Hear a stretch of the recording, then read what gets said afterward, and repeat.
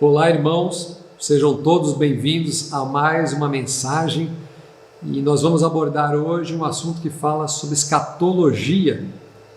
Acompanhe essa mensagem, que você seja muito abençoado. Não se esqueça de se inscrever no nosso canal, clique aí embaixo, dá um clique no sininho, curte a nossa mensagem e se você não baixou no seu celular o aplicativo, você pode fazer isso no App Store ou no Google Play, Igreja Casa Restaurada, e lá você vai encontrar também o nosso conteúdo.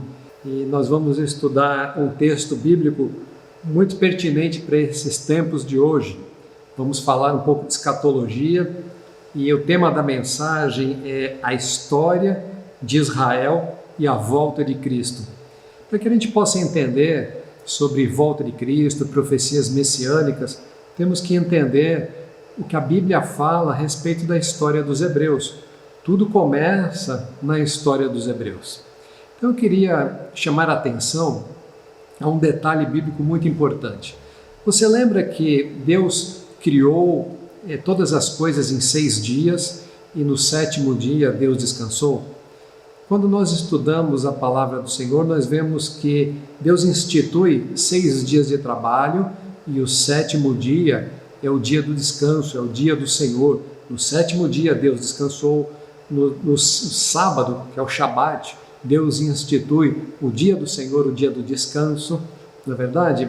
Então, biblicamente, a gente sempre encontra que o 7º dia é o dia chamado dia do Senhor, é o dia do descanso. E quando pegamos a história bíblica, ela começa lá no Gênesis, começa em Adão.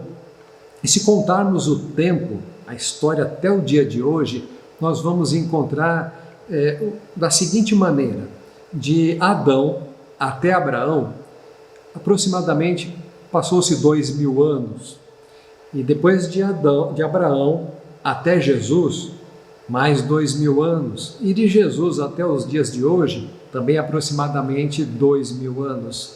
Então, se pegarmos de Adão até agora, nós já temos 6.000 anos de história.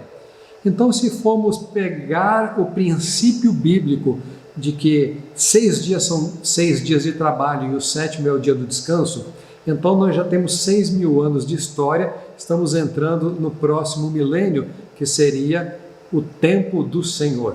E isso tem a ver com o tempo da volta de Cristo. Agora, quando estudamos a história dos hebreus, nós vemos que tudo começou com Abraão. Então, de Abraão, Deus criou uma família, Deus fez uma promessa para Abraão que todas as nações da terra seriam abençoadas por meio dos descendentes de Abraão. Então, em Abraão, nós chegamos até Jesus e por meio de Jesus são abençoadas todas as famílias da terra. Mas antes, no período desde o começo da história dos hebreus até Jesus, nós temos um espaço ali de 2000 anos, onde todo aquele povo, aquela família cresceu, se tornou uma nação, a nação de Israel, e eles tiveram altos e baixos no relacionamento com Deus. Então Deus havia dado instruções a eles, nós encontramos em Levíticos, Deuteronômios, instruções que diziam o seguinte: Deus falou aos hebreus: se vocês me honrarem, se vocês me obedecerem, se seguirem a minha palavra e as minhas instruções, todas estas bênçãos te alcançarão. Então Deus dá um monte de bênçãos que viriam sobre a nação. Mas também o Senhor diz: se vocês me abandonarem, forem atrás de outros deuses, se vocês cometerem pecado e a nação se afastar do Senhor, então essas maldições viriam. Então Deus fala de um monte de consequências que seriam decorrentes do afastamento de Deus. Então, quando estudamos a história bíblica, nós percebemos o seguinte, que a nação teve altos e baixos. Ora estava aliançada com Deus, ora estava afastada do Senhor. E num dado momento, Deus deu palavras proféticas a respeito de coisas que aconteceriam por causa do afastamento.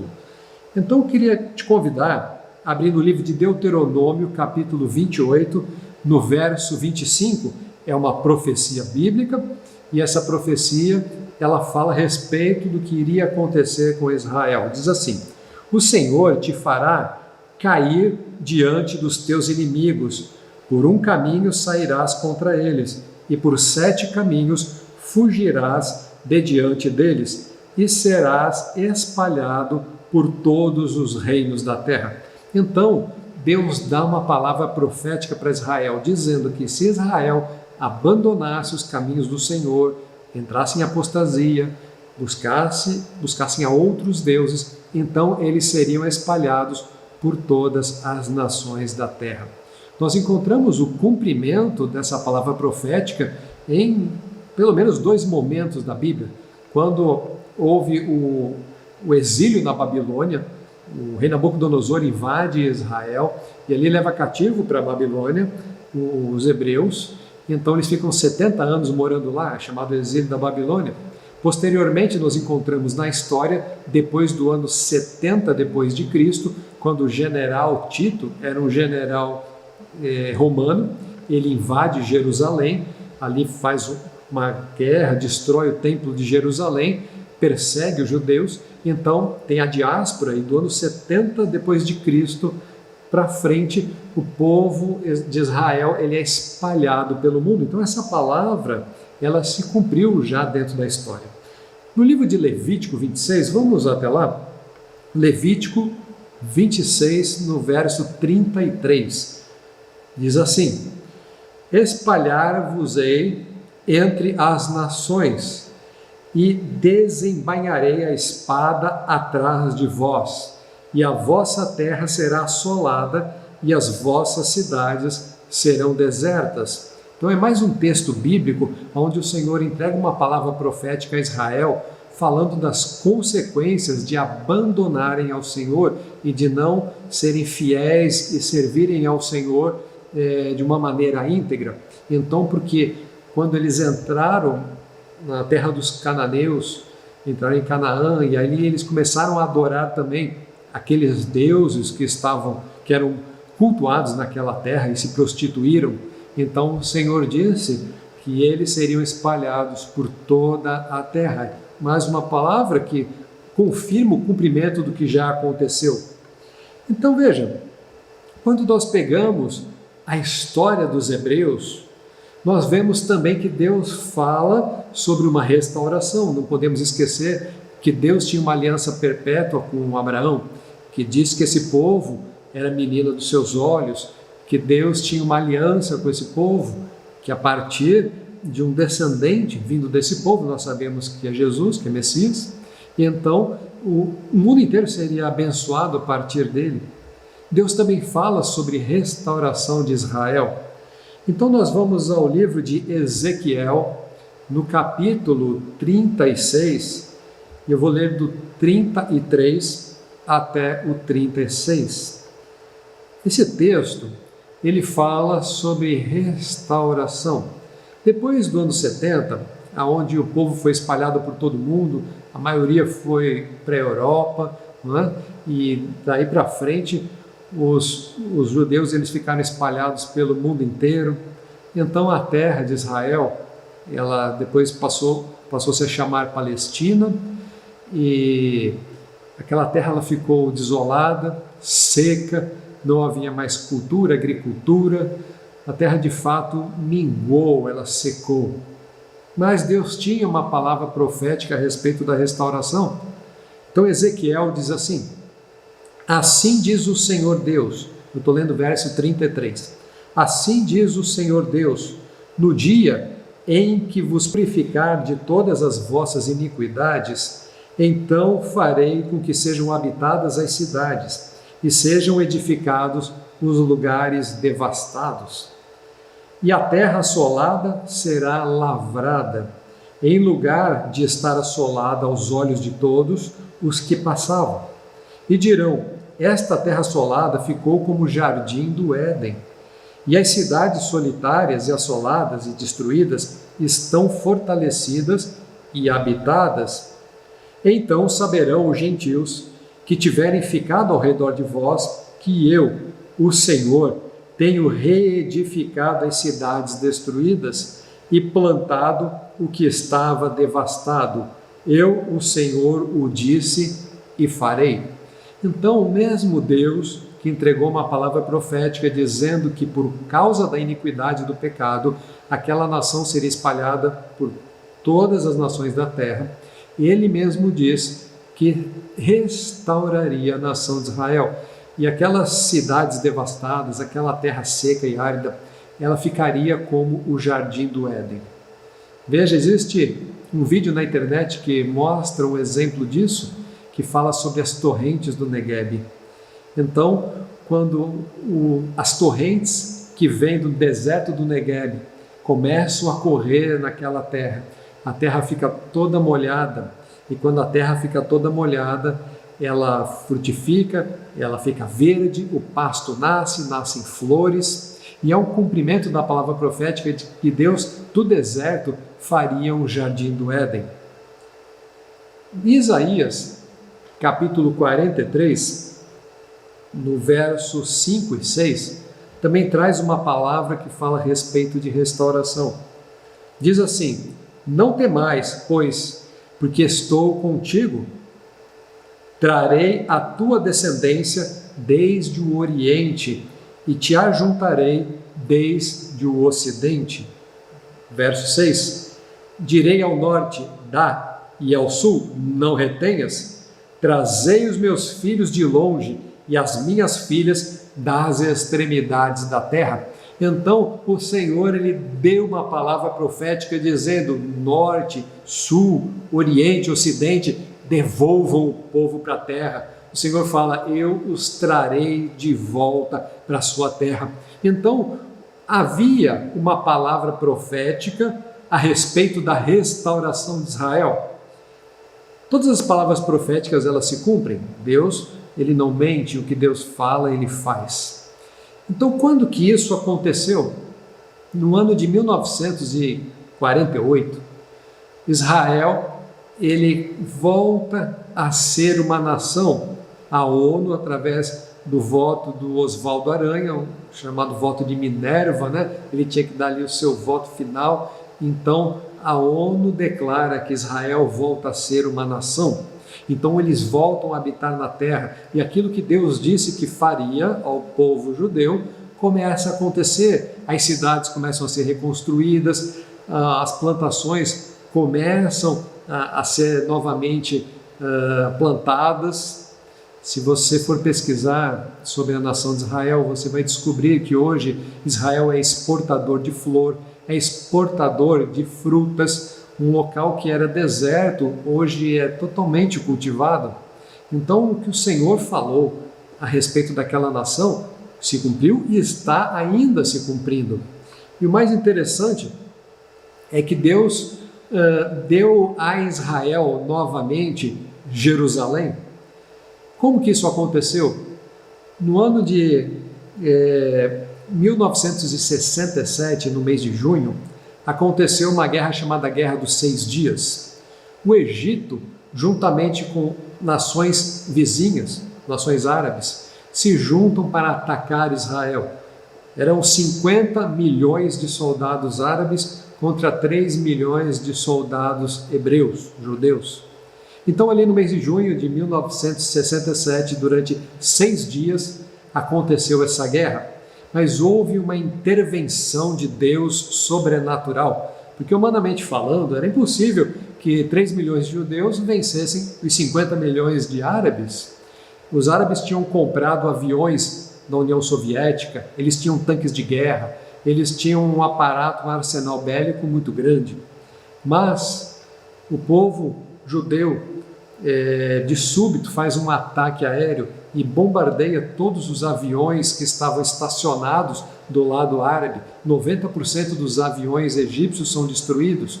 Os tanques de guerra não conseguem se mover. Os rádios dos árabes, eles começam a dar interferência. Enfim, foi algo sobrenatural que aconteceu, de maneira que em 6 dias Israel consegue vencer esta guerra e consegue não só vencer a guerra e colocar os árabes para fora do território, mas também eles tomam posse de Jerusalém. Jerusalém não estava sob domínio israelense, mas agora então Jerusalém é incorporado ao Estado de Israel. Isso foi uma vitória tremenda e teve a mão de Deus. Conta-se uma história verídica, e eu escutei essa história quando eu estive lá em Israel. Ela é verdadeira. Um soldado israelense, ele vinha sozinho andando por um campo com seu fuzil, e ele encontrou um pelotão egípcio. Quando ele vê aquele pelotão, ele aponta a arma e manda que os egípcios se rendessem. E prontamente os egípcios colocam as armas no chão e se rendem. Então ele fica ali apontando a arma e esperando a ajuda chegar. Quando a ajuda chega, os egípcios ali são pegos, né, presos de guerra. Então ele pergunta, o homem ficou curioso e ele perguntou para o comandante do pelotão egípcio. Ele falou: vem cá, eu estava sozinho e vocês são um pelotão, por que vocês se renderam a mim? E o homem falou: não, você veio com 500 homens junto com você, tinha uma tropa imensa junto com você. Eram os anjos do Senhor que aqueles egípcios estavam vendo. Eles estavam vendo anjos do Senhor. Houve uma interferência de Deus sobrenatural na Guerra dos 6 Dias. Então veja, quando Deus ele vai cumprir as suas palavras proféticas, Ele mesmo faz acontecer. O Senhor ele diz, no livro de Isaías, capítulo 19, no verso 17, diz a respeito dessa guerra, e diz assim: e a terra de Judá será um espanto para o Egito. Todo aquele a quem isso se anunciar se assombrará, por causa do propósito do Senhor dos Exércitos, que determinou contra eles. Contra eles quem? Contra os egípcios. Então, o Judá vai ser um assombro para o Egito, e todo mundo que escutar falar sobre isso vai ficar assustado pelo que Deus determinou contra os egípcios. O Senhor deu a vitória para Israel. Foi a mão de Deus que fez isso. Aí nós lemos no livro de Amós, Amós 9, verso 15, diz assim: e plantá-los-ei na terra, e não serão mais arrancados da sua terra, que lhes dei, diz o Senhor teu Deus. Então o Senhor diz o seguinte: vou colocá-los na terra, e vocês não serão mais arrancados de lá. Deus ele cumpre as suas palavras proféticas. Então, a partir do momento em que Deus coloca de volta a nação de Israel na sua terra, ele diz: vocês nunca mais sairão de lá. Então não importa as ameaças que acontecem contra Israel, as nações falarem que vão destruir, que vão tirar e etc. Não vai, por quê? Porque é Deus quem não deixa. Deus falou: colocarei vocês na terra e ninguém os tirará mais de lá. Então, de agora em diante, até o fim da história, Israel não sairá mais de lá, porque o Senhor os colocou de volta. Então veja, todas as palavras proféticas, elas vão se cumprindo, amém? Agora a gente chega no Novo Testamento, e nós encontramos também palavras proféticas no Novo Testamento. Eu queria te convidar a abrir no livro de Mateus, no capítulo 21, eu vou ler o verso 18 e 19, diz assim: e de manhã, voltando para a cidade, teve fome. E avistando uma figueira perto do caminho, dirigiu-se a ela, e não achou nela senão folhas. E disse-lhe: nunca mais nasça fruto de ti. E a figueira secou imediatamente. O que estava acontecendo? Jesus vinha com seus discípulos, a Bíblia diz que eles tiveram fome. Então olharam para a figueira, desejando comer figos, mas só encontraram a árvore cheia de folhas, mas não tinha figos, ou seja, não tinha fruto.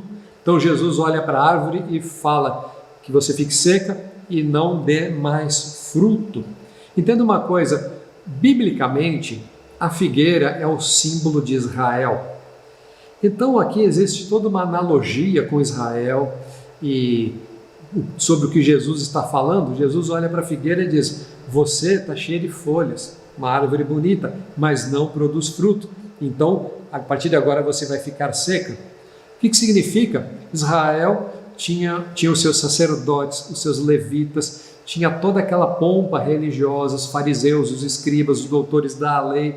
No entanto, Jesus chamava eles de hipócritas, de fariseus, porque eles, sendo conhecedores da lei e os dominadores da religião, eles tinham condutas que não eram agradáveis a Deus.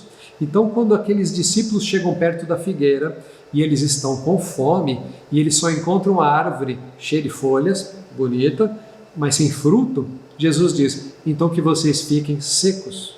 É uma menção a Israel dizendo o seguinte: quantas pessoas chegaram perto de Israel e com sede e fome de Deus, mas encontraram uma religião, uma árvore frondosa, uma religião, mas não encontraram o fruto. Então Jesus diz: vocês vão secar. Israel permaneceu seco. Lembra que eu falei que depois do ano 70, depois de Cristo, houve uma diáspora e Israel ficou uma terra árida e o povo foi disperso por todas as nações. A figueira secou. Mas a gente avança um pouquinho mais ao livro de Marcos, no capítulo 13. E Marcos capítulo 13, no verso 26 até o 30, diz o seguinte: e então verão o Filho do Homem nas nuvens, com grande poder e glória. Dá uma paradinha aqui. Aqui Jesus, ele está falando dele mesmo. O Filho do Homem aqui, essa referência é a Jesus. Então Jesus está falando que um dia, um determinado dia, verão o Filho do Homem nas nuvens, com grande poder e glória. E ele enviará os seus anjos e ajuntará os seus escolhidos, desde os quatro ventos, da extremidade da terra até a extremidade do céu. Então o que Jesus está falando? Que o Filho do Homem virá sobre as nuvens com poder e grande glória e ajuntará os seus escolhidos dos quatro ventos, ou seja, de todos os lugares da terra, desde a terra até o céu, ou seja, vai haver um ajuntamento do povo de Deus com Jesus, que vai aparecer nos ares. É isso que está falando o texto. Aí continua, verso 28. Aprendei, pois, a parábola da figueira. Então aqui mais uma vez falando de figueira, que é uma menção a Israel. Aprendei a parábola da figueira. Quando já o seu ramo se torna tenro e brota folhas, bem sabeis que já está próximo o verão. Assim também vós, quando virdes sucederem estas coisas, sabei que já está perto as portas. O que está perto as portas? Jesus vindo com poder e glória e se encontrando com a igreja. Então já está perto as portas. Na verdade vos digo que não passará esta geração sem que todas estas coisas aconteçam. Então Jesus fala: aprendei a parábola da figueira. Quando seus ramos estão tenros, ou seja, quando a figueira florescer, então não passará uma geração até que isto aconteça. Isto o quê? De Jesus aparecer com poder e glória. Então quando falamos da vinda de Jesus, a segunda vinda de Jesus, então nós temos que olhar para Israel como um ponteiro do relógio. Israel é uma bússola dos acontecimentos bíblicos, é uma bússola dos acontecimentos de Deus. Tudo que Deus faz na história tem relação com Israel. Então Jesus ele falou o seguinte: olhem para a figueira. Quando a figueira florescer, não passará uma geração até que isto aconteça, a sua volta. Quando que Israel voltou a florescer? Quando que a figueira brotou? Quando a nação voltou a ser uma nação. Depois que a ONU devolveu aquela terra a Israel. Em 1948, Israel volta a ser uma nação. Então, a partir dali, figueira brotando, nós podemos calcular uma geração. Quanto que é uma geração?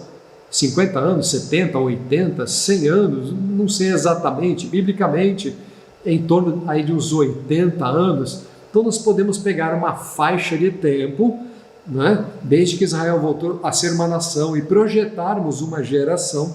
Então existe o período chamado período da volta de Cristo. Então o que nós podemos acreditar e afirmar?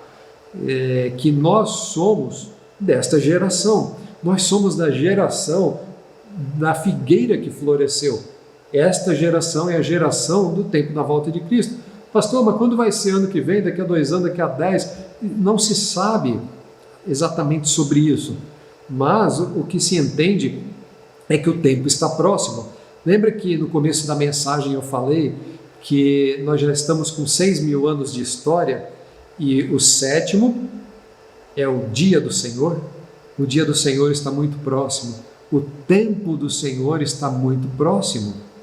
Quando nós olhamos para Israel como uma bússola, como um ponteiro do relógio, o momento da chegada do Cordeiro, do noivo, do Senhor se manifestar à igreja, também está próximo dentro da história. Eu acredito que esta geração que somos nós, vamos participar deste acontecimento. Amém?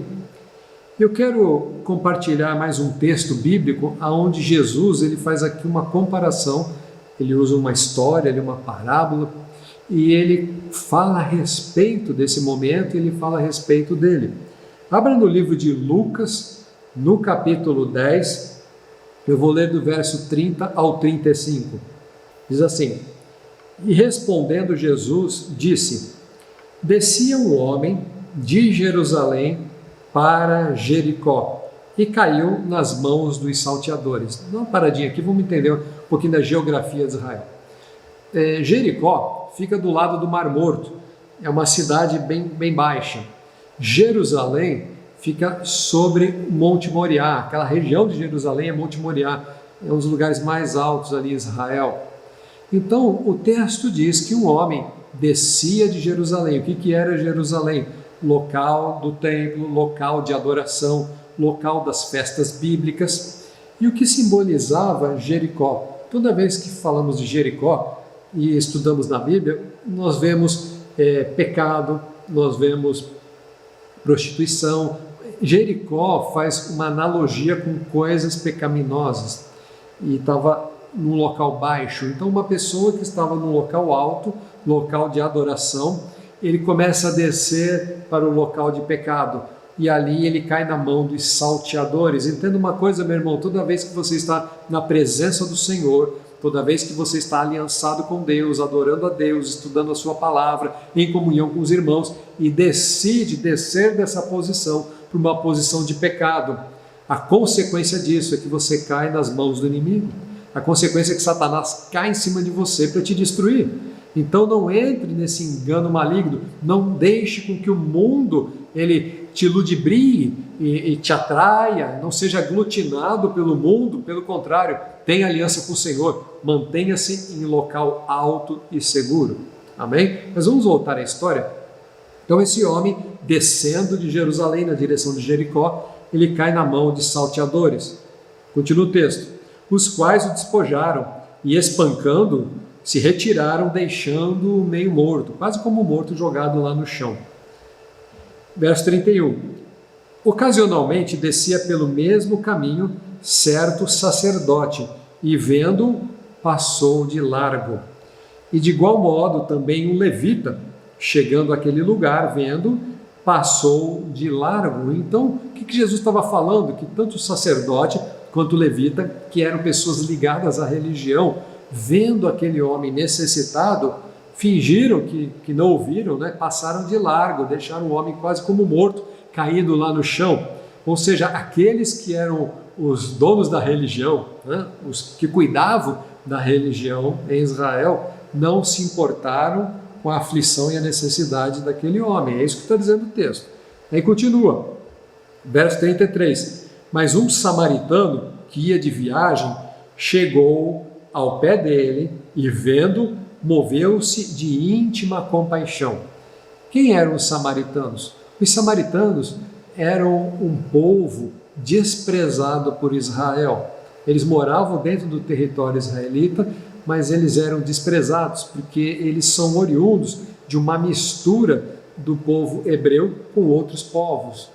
Então, porque eles eram uma mistura de povo, o pessoal de Jerusalém os desprezava. Então, os samaritanos eram um grupo desprezado. Mas um samaritano, ele passando e vendo aquele homem caído no chão quase como morto, parou para acudi-lo e teve compaixão dele. No verso 34 diz: aproximando-se, atou-lhe as feridas, deitou-lhes azeite e vinho e pondo-o sobre a sua cavalgadura, levou-o para uma estalagem e cuidou dele. Presta atenção, aquele samaritano, vendo o homem quase como morto, coloca sobre ele, sobre as suas feridas, azeite e vinho. Presta atenção, o azeite simboliza unção, o azeite simboliza o Espírito Santo de Deus, e o vinho representa o sangue do Cordeiro, ou o sangue de Cristo, que perdoa pecados. Então, o que vem aqui primeiro? Vem o azeite, Espírito Santo. Então, o Espírito Santo, ele vai numa pessoa pecadora, destruída pelas obras do mal e pelos seus próprios pecados. Então, o Espírito Santo vai e toca na pessoa. Depois que o Espírito Santo toca na pessoa, o sangue de Jesus vem trazendo perdão de pecados e restauração. Olha que coisa tremenda. Então aquele samaritano coloca azeite, coloca o vinho, coloca o homem na sua cavalgadura, ou seja, coloca sobre os lombos ou sobre o animal, leva para uma hospedaria para ele ser cuidado. Aonde é a hospedaria de Deus para cuidar das pessoas? Fala para o teu irmão, é a igreja. A igreja é a hospedaria que recebe os feridos para serem tratados. Agora olha só o verso 35. E partindo no outro dia, tirou 2 denários. O que era um denário? Era um valor referente a um dia de trabalho. Então, ele deu 2 denários ao dono da hospedaria, que representava 2 dias de trabalho. E partiu no outro dia, tirou 2 denários, e dando-os ao hospedeiro, disse-lhe, cuida dele, e tudo o que demais gastares, eu te pagarei quando voltar. Então aquele samaritano, ele disse o seguinte, eu vou voltar, mas eu estou te dando 2 dias já de hospedagem paga, porque no próximo dia eu voltarei, e se ainda tiver alguma dívida, eu pago. Quem é esse samaritano desprezado? Ele simbolicamente representa Jesus nessa história. Então, a religião, que é representada na história pelos sacerdotes e levitas, passou de largo pelo necessitado. Mas o samaritano, que representa Jesus aqui, que também foi desprezado, porque o livro de Isaías diz que ele foi desprezado, que não deram conta dele, que não se importaram com Jesus. Está escrito no livro de Isaías. Mas esse samaritano vem e coloca azeite, coloca vinho, unção e o suco de uva, o sangue que perdoa. Leva para a hospedaria, a igreja do Senhor, e paga 2 dias de hospedagem, porque no terceiro ele voltaria para buscar aquele homem. Veja que coisa tremenda, o que simboliza 2 dias de pagamento. De Jesus até hoje temos 2000 anos. Jesus já pagou o preço pelos nossos pecados, pelas nossas enfermidades, ele já pagou o preço pelas nossas mazelas, o castigo que estava sobre ele, hoje nos traz a paz. Lembra, o texto diz que ele colocou o homem sobre a sua cavalgadura, carregou o homem e o levou para a hospedaria e pagou o seu tratamento e a sua hospedagem. Jesus pagou na cruz do Calvário o preço pelo nosso pecado, pelas nossas feridas, pelas nossas doenças, para restaurar a nossa vida, e ele deixou 2 dias pago. A Bíblia diz que um dia equivale a 1000 anos, né? Então, 2000 anos, o Senhor já pagou o preço pela humanidade, e ele diz, vou voltar. Terceiro dia é a volta do Senhor, e ele vai voltar com tudo pago. O que nós precisamos fazer? Precisamos crer em Jesus, recebê-lo como Senhor e Salvador, entregar a nossa vida a Cristo, porque a obra já foi feita na cruz do Calvário. Então, quando a Bíblia fala das profecias, ela cumpre. As profecias todas são cumpridas. Se elas foram cumpridas no Antigo Testamento, falando que Israel seria disperso, foi. Que Israel seria novamente congregado, foi realmente congregado. Que a nação floresceria como o Éden, e hoje Israel floresce como o Éden. Tudo isso se cumpriu. O Senhor diz que Judá seria um espanto para o Egito, e na Guerra dos 6 Dias, aquela pequena nação foi páreo, obviamente pela mão e o agir de Deus, mas venceu todo o povo que estava atacando a sua volta. Tudo isso se cumpriu. Aí Jesus ele fala que a figueira floresceria, já floresceu, e não passará uma geração até que aconteça aquele evento da volta dele com poder e glória. Então, se as profecias bíblicas, eu peguei algumas, a Bíblia tem um monte delas. Então, se essas profecias bíblicas se cumpriram, por que não se cumpriria a da volta de Jesus? Ela vai se cumprir. Nós fazemos parte desse contexto histórico. Nós fazemos parte desse momento glorioso aonde o noivo, que é Jesus, vai se encontrar com a noiva que é a igreja. Eu e você somos essa noiva, a igreja do Senhor.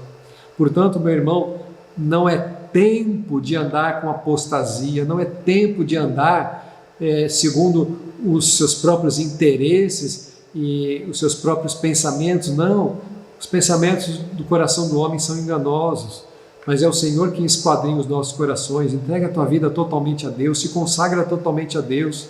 Deixa de pensar, eu acho isso, eu acho aquilo, eu creio nisso, não creio naquilo, eu gosto disso, não gosto daquilo outro. O momento é de se entregar e se render ao Senhor e falar: Deus, olha para o meu coração, vê se há em mim um caminho mau, me guia pelo caminho eterno, porque eu quero fazer toda a tua vontade. Se precisar, se for necessário, muda o meu jeito de pensar, muda o meu jeito de falar, muda o meu coração, muda o meu caráter, muda os meus sentimentos, contanto que eu possa agradar ao Senhor. Aquele samaritano, Jesus, já pagou todo o preço da sua hospedagem.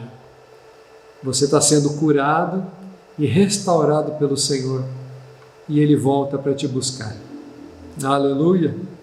Receba essa palavra no teu coração em nome de Jesus. Vai ser um dia glorioso, meu irmão. Vai ser um dia glorioso, e a Bíblia diz que num piscar de olhos, o Senhor Ele vem.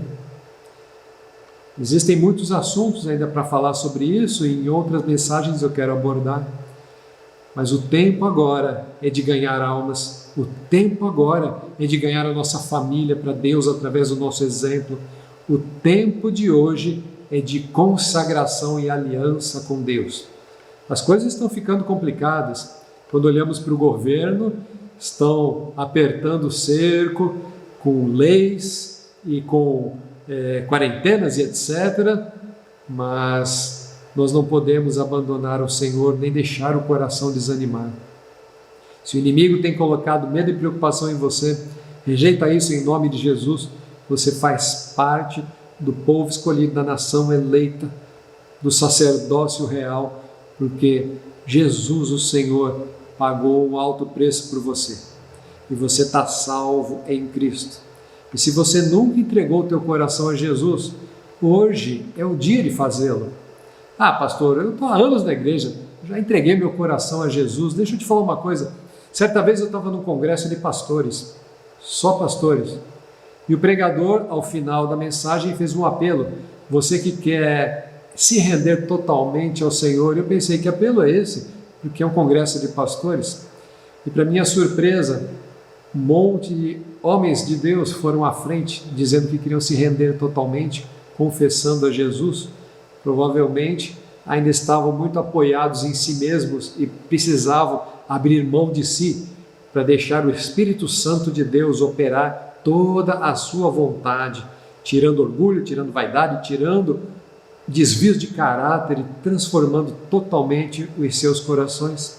E é hoje que eu quero oferecer isso para você, um Jesus transformador, que muda de dentro para fora, que muda todo o teu ser.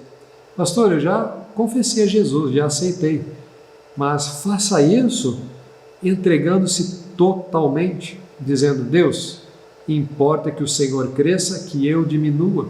Importa que o Senhor seja honrado sobre a minha vida. Importa que a tua vontade seja cumprida sobre mim. Importa que essa nação conheça que existe um Deus e que isso possa acontecer através da minha vida. Que eu seja um instrumento poderoso nas tuas mãos para manifestar a tua glória. Então, meu irmão, faça uma oração comigo hoje. Feche teus olhos.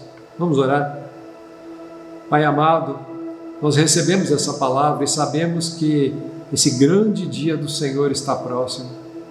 Ficamos alegres em saber que somos teus, mas eu quero pedir por esses irmãos que estão ouvindo essa mensagem, que o Senhor fortaleça o coração de cada um, coloca ânimo, motivação, firmeza de caráter.